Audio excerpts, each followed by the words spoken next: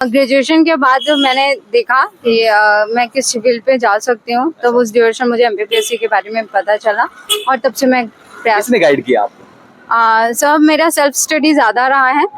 मेरे से कुछ त्रुटि ये हुई कि मैंने प्रीलिम्स किया, पहले मेंस नहीं किया था, इसके कारण मुझे काफी दिक्कत आई। और पर प्रीलिम्स को क्रैक करने का एक ही है कि आप बहुत सारे एमसीक्यूज लगाइए और आप पहले सिलेबस को तैयार करें, शॉर्ट नोट्स बनाएं, उसके बाद उसको रिवाइज करके। मेंस से ठीक पहले कितने घंटे लिखती थी आप या कितने सवाल लिखती थी? नमस्कार दोस्तों, एमपीपीएससी 2023 के इंटरव्यू चल रहे हैं और हम लगातार कवर कर रहे हैं। मैडम अपना इंटरव्यू देकर के आई हैं, तो वीडियो में हम मैम का एक्सपीरियंस जानेंगे इंटरव्यू का, किस तरह के सवाल पूछे गए, बोर्ड कैसा और वहाँ का माहौल कैसा है। तो मैम सबसे पहले आपका बहुत बहुत स्वागत है हमारे चैनल पर। Thank you. कैसा हुआ आपका इंटरव्यू? मेरा इंटरव्यू अच्छा था, मेरा तीसरा इंटरव्यू था और मेरा सर का बोर्ड था और उन्होंने मुझसे क्योंकि मेरा समाजशास्त्र विषय है और उसी पे मेरा पूरा इंटरव्यू उसी के इर्द गिर्द रहा है और प्रैक्टिकली पूछ रहे थे, वो कुछ भी सिद्धांतिक नहीं पूछ रहे थे। मैं जो भी जवाब दूं तो उसको बोल रहे थे ये बुक का पढ़ के आए हो, मुझे मत बताओ, व्यवहार में क्या है उसको बताओ, घरेलू हिंसा, लव जिहाद, इन सब टॉपिक्स में मेरा हुआ। और इसके अलावा मैंने फर्स्ट एड की ट्रेनिंग की है, उससे एक कंडीशन पे क्वेश्चन हुआ, बस मेरा इंटरव्यू। अपना नाम बता दीजिए। मेरा नाम रागनी पांडे है। कहाँ से आए हैं? मैं सिंगरौली जिले से हूँ। ओके, ये आपका अटेम्प्ट कौन सा है? ये मेरा थर्ड अटेम्प्ट था। तीसरा इंटरव्यू है? नहीं, मेरा पहला इंटरव्यू है। Yes sir. ओके, पहला इंटरव्यू है, तो पहली बार आप इंटरव्यू बोर्ड के सामने बैठी हैं, कैसा लग रहा था वहाँ पर? अच्छा लग रहा था। और उससे पहले थोड़ी नर्वस थी और अभी कैसा? अभी थोड़ी सी ज्यादा नर्वस हूँ क्योंकि लग रहा है इंटरव्यू उतना अच्छा नहीं गया है। अच्छा, पर देखते हैं कैसा रहता है। कितनी देर चला होगा? 15 से 20 मिनट के आसपास ही चला होगा क्योंकि मेरा तीसरा था और हम 11 बजे गए हैं। अच्छा। तीन बच्चे ऊपर गए, 12-18 हो रहे हैं। अगर मैं 10 मिनट भी काउंट करूँ तो 15-20 तो चला इंटरव्यू। 15-20 मिनट? हाँ। ओके, तो जैसे आप इंटरव्यू पैनल के सामने पहुंची, माहौल वहाँ का रिएक्शन क्या था मेंबर्स का और चेयरमैन का? जो उन्होंने बोला आइए आप रागनी हैं, रागनी के बारे में बताइए।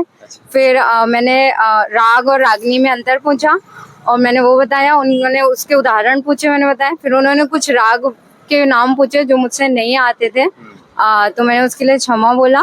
उसके बाद फिर मेरा समाजशास्त्र के न्यूज़पेपर से कि कैसे कैसे घटनाएं समाज में हो रही, क्या हो रही, फिर पूरा समाजशास्त्र पे चल रहा है। पूरा टोटल समाजशास्त्र पर? टोटल पूरा समाजशास्त्र पे। अच्छा, आपने जो सवाल बता दिए हैं, डोमेस्टिक वायलेंस वगैरह, घरेलू हिंसा वगैरह, तो इसके अलावा और सवाल आप याद आ रहे हो? इसके अलावा तलाक पे था और सिर्फ एक बोर्ड मेंबर ने मुझसे उसके बारे में पूछा है, फर्स्ट एड ट्रेनिंग के बारे में। उसके अलावा बाकी के 3 मेंबर्स ने सिर्फ समाजशास्त्र पे ही थे। अच्छा, बाकी के 3 मेंबर्स के क्या सवाल थे? बताया तो मैंने कि घरेलू हिंसा पे था। हाँ, बस ये। कितने मेंबर थे टोटल? 4 थे मेंबर। अच्छा, फीमेल मेंबर भी थे या? नहीं, मेल मेंबर थे। ओके मैम, मैं थोड़ा सा जानना चाहूंगा, आपकी स्ट्रैटेजी पर आऊँ, लेकिन उससे पहले मैं आपका थोड़ा सा जानना चाहूंगा कि आपको जो पीएससी क्रैक करने का जो ख्याल, वो कहाँ से आया, कब आपने सोचा कि नहीं पीएससी क्रैक करना? लेकिन उससे भी पहले मैं आपको बता दूं कि अगर आप लोग कुछ भी एमपीपीएससी से रिलेटेड कोई भी स्टडी मटेरियल परचेज करना चाहते हैं तो मार्केट से बहुत ही रीजनेबल प्राइसेस पर, लिंक नीचे डिस्क्रिप्शन बॉक्स में मिल जाएगा, वहां से जाकर के आप परचेज कर सकते हैं। घर बैठे कुरियर पहुंच जाएगा, कुरियर का कोई चार्ज नहीं है, तो आप जाकर के बहुत ही अच्छा मटेरियल मतलब किसी भी इंस्टीट्यूट का आप परचेज कर सकते हैं। नीचे लिंक डिस्क्रिप्शन बॉक्स में लिंक है और स्क्रीन पर आपको नंबर भी मिल जाएगा, या व्हाट्सएप करके भी आप मंगा सकते हैं। तो मैम थोड़ा सा बताइए एमपीपीएससी के बारे में, पीएससी क्रैक करने के बारे में सबसे पहले ख्याल कहाँ से आया? ग्रेजुएशन के बाद जब मैंने देखा कि मैं किस फील्ड पे जा सकती हूँ, तब उस ड्यूरेशन मुझे एमपीपीएससी के बारे में पता चला और तब से मैं प्रयास। किसने गाइड किया आपको? सब मेरा सेल्फ स्टडी ज्यादा रहा है। मैं सिंगरौली जिले से हूँ और रीवा में मैंने रह के अपना कॉलेज किया, वहीं से फिर मैंने एमपीपीएससी की तैयारी स्टार्ट किया, प्रीलिम्स क्रैक किया, उसके बाद मैं यहाँ आई और उसके बाद मैंने मेंस के टेस्ट सीरीज वगैरह लगाए और उस वजह से मैंने स्टडी पर आऊंगा। उससे पहले मुझे थोड़ा सा बता दीजिए कि कौन आपका इस पूरी जर्नी में, क्योंकि बहुत सारे अप्स डाउन रहते होंगे, आए होंगे आपके जीवन में भी, इस टाइम जब आप तैयारी कर रहे होंगे लगता था कि नहीं यार छोड़ दें, होगा नहीं होगा, क्या करें क्या नहीं करें, लेकिन फिर एक उसी टाइम पर कहाँ से वो हौसला, जज्बा, कहाँ से क्या सोच करके आया कि नहीं यार बस करना है तो करना है? जो मेरे परिवार के लोग हैं, मेरे माता पिता और मेरे भाई, वो बहुत सपोर्टिव हैं, वो मुझे मोटिवेट करते रहते हैं। उन्होंने आज भी कहा कि बस जाओ और अच्छा दिन रहे और रिजल्ट का सोचना ही नहीं है, जो भी होगा बेहतर होगा। तो सर वो हैं। तो क्या आप अकेले आए हैं इंटरव्यू देने? नहीं, मेरे भैया आए हुए थे सुबह, अभी Okay, मैं साथ अकेले में आए हूँ। भाई। हाँ। ओके, तो मैम थोड़ा सा स्ट्रेटजी के बारे में बताइए। आपकी फिल्म्स की स्ट्रेटजी क्या फॉलो करती हैं, किस तरह की रणनीति आप बनाती हैं फिल्म्स को क्रैक करने के लिए, क्योंकि अपने आप में फिल्म्स को क्रैक करना भी एक बैटल है, तो क्या कहेंगे? मेरे से कुछ त्रुटि ये हुई कि मैंने प्रीलिम्स किया, पहले मेंस नहीं किया था, इसके कारण मुझे काफी दिक्कत आई। और पर प्रीलिम्स को क्रैक करने का एक ही है कि आप बहुत सारे एमसीक्यूज लगाइए। आप जितने ज्यादा एमसीक्यूज लगाएंगे जी। उतना बेहतर होगा। पर मेंस को पहले करिए, अगर मेंस पहले नहीं होता तो फिर टाइम टेकिंग प्रोसेस हो जाती है। अच्छा, आप ये कह रही हैं कि प्रीलिम्स के साथ साथ ही आप मेंस पहले करें या? पहले करें फिर पहले प्रीलिम्स करें उसके बाद।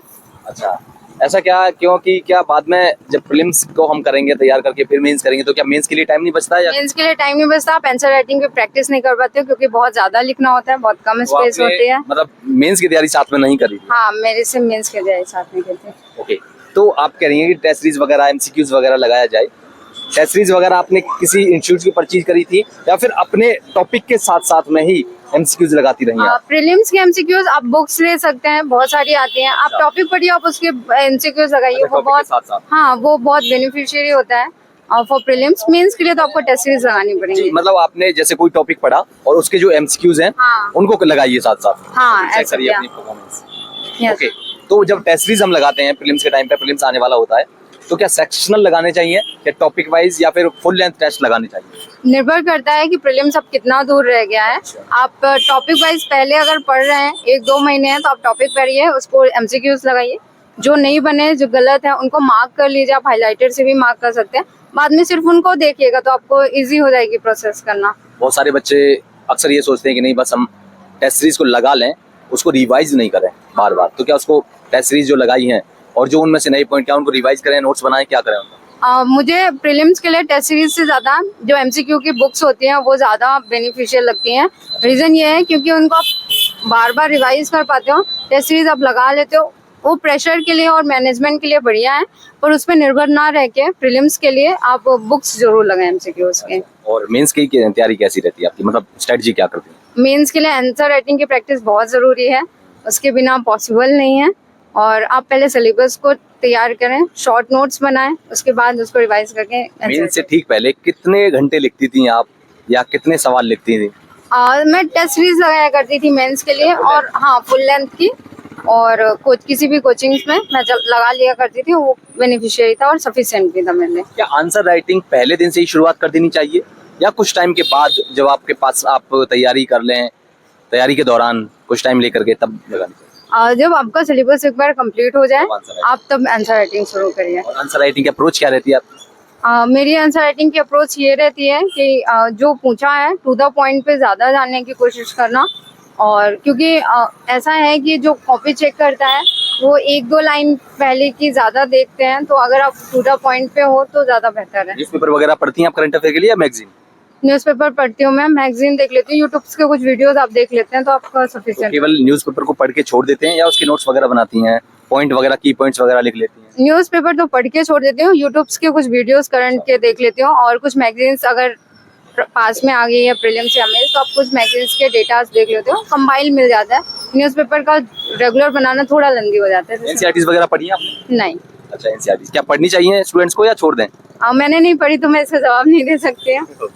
ठीक है। ओके, अभी फिलहाल क्योंकि टेक्नोलॉजी का भी जमाना है, क्या हमको इस तैयारी के दौरान टेक्नोलॉजी का इस्तेमाल करना चाहिए, मतलब एआई वगैरह, चैट जीपीटी, जेमिनाई वगैरह, इन सब का इस्तेमाल करना चाहिए? हाँ, आप कर सकते हैं, आपको आपके टाइम काफ़ी बचता है इससे। और जैसे यूट्यूब वगैरह में भी अगर कुछ वीडियोस हैं न्यूज़, वो एक कोई करंट टॉपिक चल रहा है तो सारे एस्पेक्ट्स आपको दे देते हैं, तो आपको उसके लिए सफरिंग नहीं करनी पड़ती है हर जगह। आपने किया था? हाँ, मुझे यूट्यूब में फायदा काफ़ी बहुत ज़्यादा हेल्प होती है। लास्ट में क्या मैसेज रहेगा आपका स्टूडेंट्स के लिए, क्या कहेंगे? जस्ट हैप्पी, बी योरसेल्फ और पढ़ते रहिए। Okay ma'am, thank you ma'am and all the best. उम्मीद करेंगे आपका इस बार फाइनल सिलेक्शन हो। Thank you so much ma'am.